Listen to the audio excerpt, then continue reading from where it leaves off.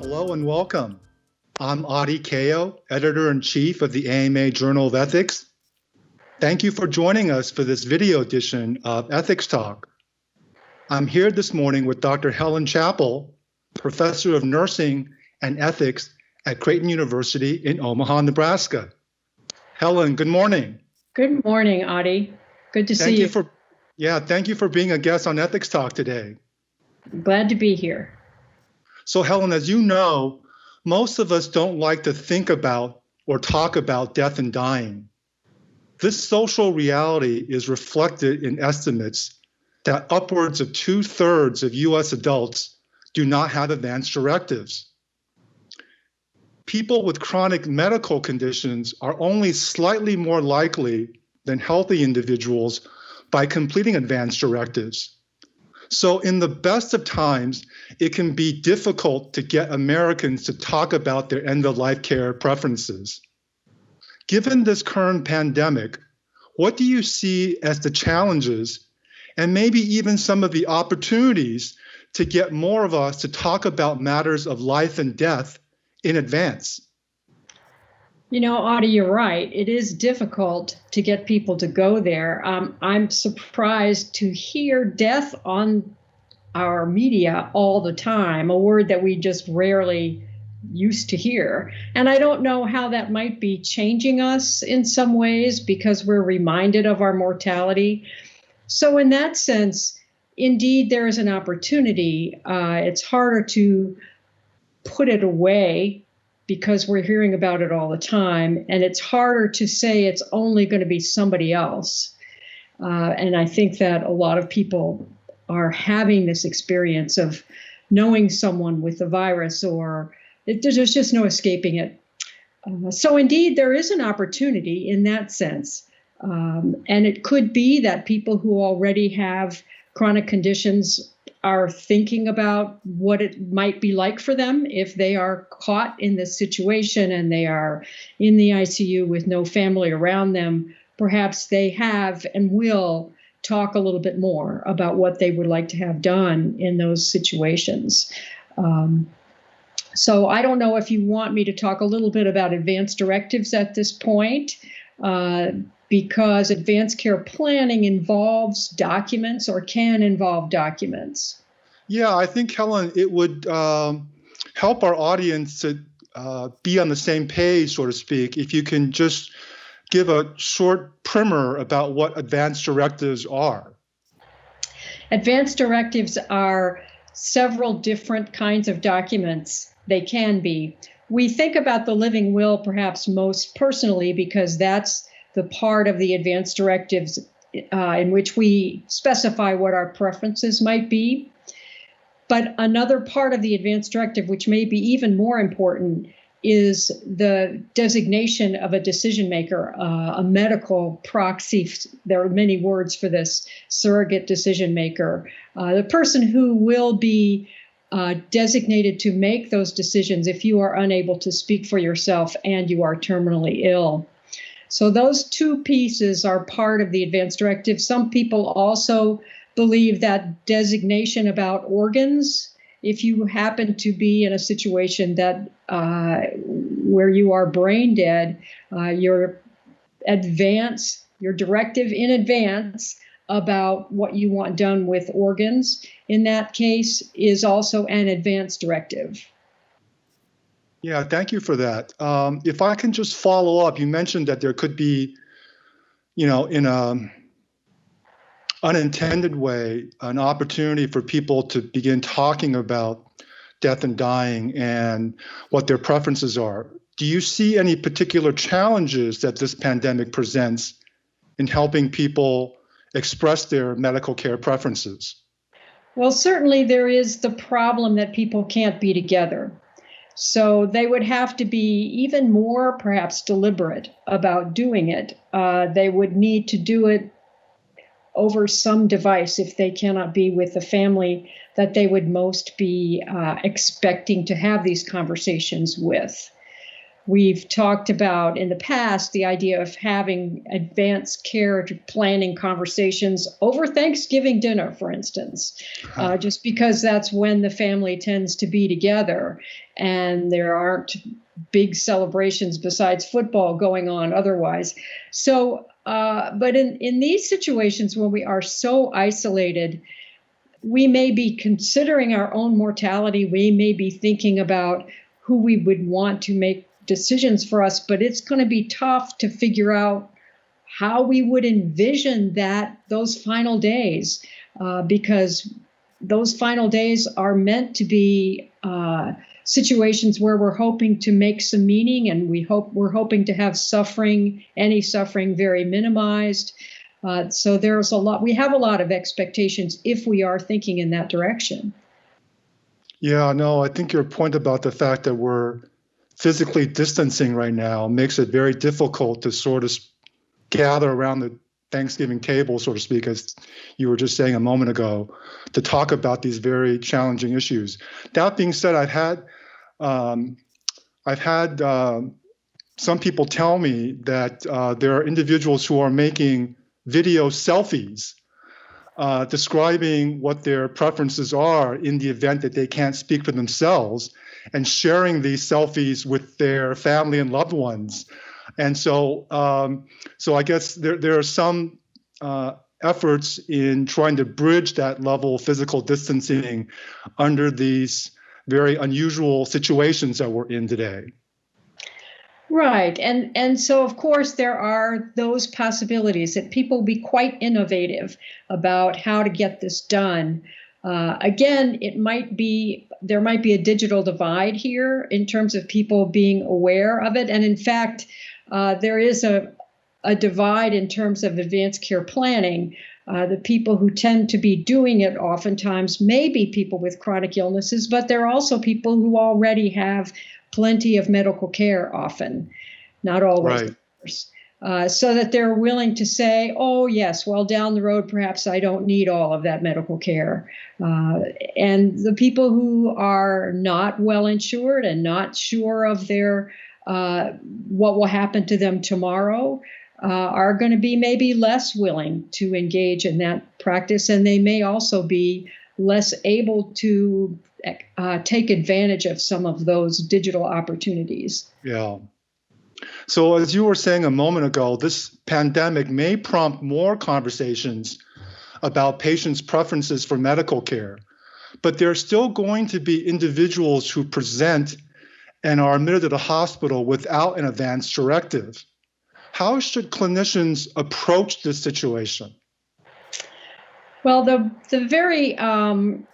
I think the best way, the most important thing to be doing is to communicate with families. And unfortunately, while this pandemic is happening and clinicians are stretched, because families can't come and because they're not allowed to visit, the communication with families has to be even more important, more regular, more routinized, and in different kinds of ways. It has to be at least daily, so that families are feeling like they are part of the team in taking care of these patients.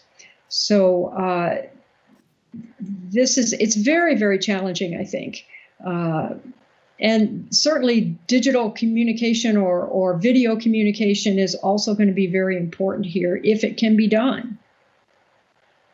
Yeah, no, I mean, I think beyond just the distancing and whatever means we can engage in communication with loved ones, it's never the ideal situation when you're discussing advanced directives during urgency or an emergency, as in the case of patients who are obviously admitted to the hospital with presumed COVID, and those people are desperately ill. So it makes the whole process of understanding one patient's values and preferences that much more difficult. And I know as a long practicing palliative care expert, this is not new to you. Right. Now, and another challenge in this is that if these patients are on a ventilator, they are not going to be able to talk. They will be sedated. They may be paralyzed, chemically paralyzed. They will require total care. That means they'll need to be turned every 2 hours. They'll have to be cleaned up. They'll need to be suctioned. All the while, they will not be communicating. Because that endotracheal tube makes you feel like you're going to gag all the time. That's why they do all these. They medicate these patients so that they can tolerate the situation and not make themselves worse. Right. So these patients are not themselves communicating at all, and they may all look very, very similar to the clinicians taking care of them, and without families present, then that differentiation is also not available. It's important to be able to do things like have, if there were boards in the room, thoughts about these patients. What are the unique characteristics of this patient? As we've been told by the family, do they have grandchildren? Can we put pictures up? Are there things that we can do that will humanize these patients for all the caregivers in a little bit more depth so that we can see them more in their fullness, the fullness of their normal lives, which they cannot live right at the moment? Yeah, no, I think you're right that this pandemic has further isolated the sickest of the patients for those who are either intubated and the lack of physical presence beyond those in the healthcare team. Any efforts that we can humanize the environment, not only for the benefit of the patients who are, as you were saying, essentially under kind of medical-induced coma because they're intubated, but maybe even as importantly to the healthcare team who are taking care of these individuals. Yes, indeed. The ministry to them, to the healthcare providers, is all important, as we know, because they are being stretched and they're being asked in a way to be the family for these patients. They have to be stand-ins for the family in a brand new way. So if we can switch gears a little bit and talk about when patients' preferences for medical care treatments may differ from what the healthcare team thinks. So according to provisional death counts compiled by the CDC, close to 80% of all deaths from COVID-19 are individuals who are 65 years and older, in fact. While there is still much that we don't know about the disproportionate death rates based on age, a recent case series that included 5,700 patients in New York City found that nearly all patients over 65 who are on mechanical ventilatory support actually died. Given what we currently know and don't know, what happens if a patient says that he or she wants, quote unquote, everything done, but the healthcare team believes that conducting CPR is futile? And what is the role, if any, for unilateral do not resuscitate or DNR orders in these situations? Well, that's a very tough question, and we know ethically they're not something that we would go for on any kind of a general basis. And in these cases, when these patients are so very sick, it is possible. And so what part of the question that you're asking, or one of the factors in this, is that CPR involves many practitioners. One person cannot just do CPR. If there is a code called, for instance, a patient arrests, either respiratorily or cardiac-wise, it's a way that many clinicians must gather in order to make in order to do all of the different things that need to be done in a very, very short period of time. So that means that you're pulling clinicians away from other patients. And you're also, in theory, if this is an ICU that's taking care of a lot of COVID patients, maybe it's COVID dedicated, all the clinicians will already be in the gear that they need to be in. So in theory, there may be the risk of contamination is, I don't know if it's less, maybe I would need to be practicing right now in order to know that. But it does certainly take clinicians away from other patients. And this is a very sick group in theory. So that may be more difficult to justify if one feels that a patient is not going to survive. Certainly, so I think we need to think about the conditions that we're in and compare them to what we would be doing in a normal situation.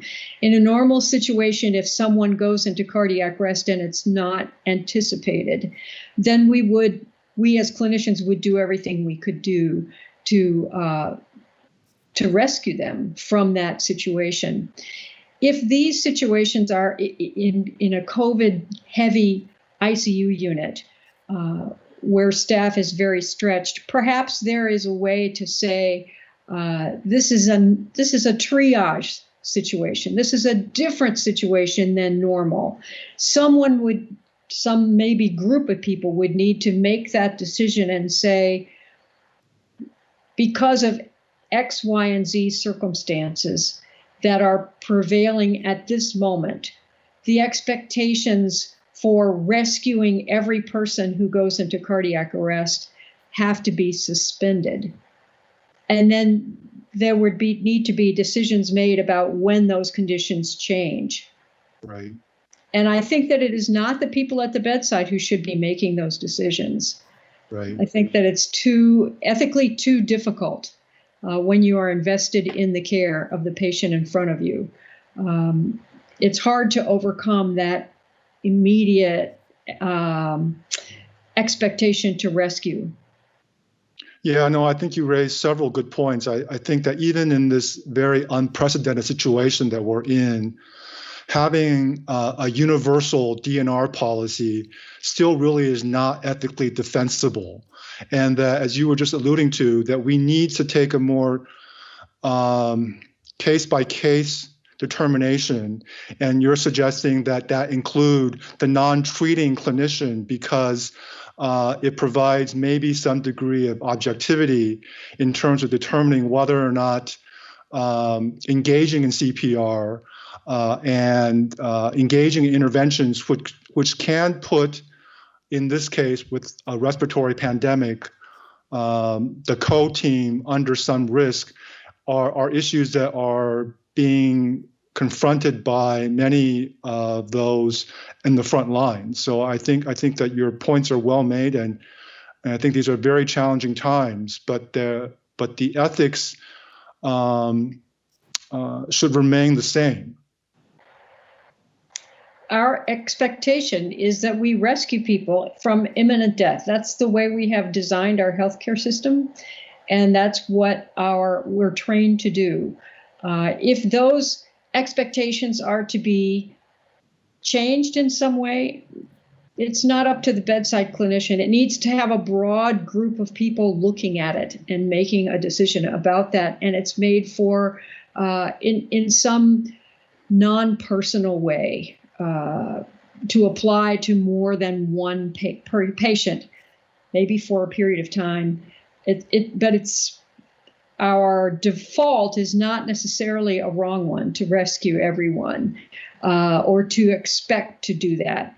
Right. And then to think very carefully if those expectations need to be changed. Right. And it be time limited, probably. Sure. So for those patients who prefer not to be intubated or go to the ICU, the need to deliver good palliative care is even more essential these days. Can you speak to how this pandemic has affected the delivery of palliative care? I am not at the bedside myself now, but palliative care is something that would be appropriate. A palliative care referral would be appropriate for any patient that has COVID, because we know that the combination of certain factors tends to make them more vulnerable. If they're older, if they have certain comorbidities, that kind of thing. But if they are coming to the hospital at all, it means that they're unable to manage at home and that their situation is dire or could become dire quickly. So palliative care referral makes sense. And that was obviously going to stretch the palliative care delivery people, the clinicians that are trained to do that, to a tremendous extent. Right. Are there any, as you were saying, you've practiced in palliative care for decades, but you're currently no longer at the bedside, quote unquote. But are you aware of any good educational resources that you think those viewing this interview would benefit from? Yes, there is the Society for Critical Care Medicine has a website where they're talking about family-centered care, and it has a number of very, very helpful suggestions about how to deliver palliative care. And they emphasize this idea of communication, which is a central feature of palliative care as well. So we can perhaps offer that information for viewers. Yeah, no, thank you. I think that will be very helpful. And as we wrap up our conversation today, Helen, I'd like to ask you about the concept of a quote unquote good death. As you know, having a good death is something that has been widely discussed and written about in the bioethics literature for decades. But a good death means different things to different people. But most people see a good death as one that happens at home, surrounded by loved ones. Yet, according to CDC data, more than 2/3 of all COVID-19 deaths are happening in the inpatient care setting. So in other words, most people are dying in the hospital, many in the ICU, without the physical presence of family and loved ones. What can health professionals do to help promote some semblance of a good death under these circumstances? So yes, it's very, very challenging and heartbreaking to contemplate. And it's very, very challenging for the providers because, again, as we mentioned before, they have to be the stand-ins for the family. And so communication is key. It's possible that if families can't visit, perhaps they can. You mentioned video, that there are certainly, they could do a Zoom meeting together or that kind of thing. Family members may be able to get into, or maybe one family member can come even if they're not allowed into the room. The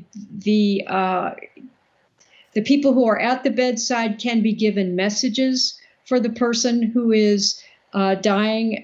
Phones can be held up to their ears so that if they're unable to be able to see their loved ones on a screen, they can hear their voices. There are those possibilities. Certainly there can be music played in the room where the patient is.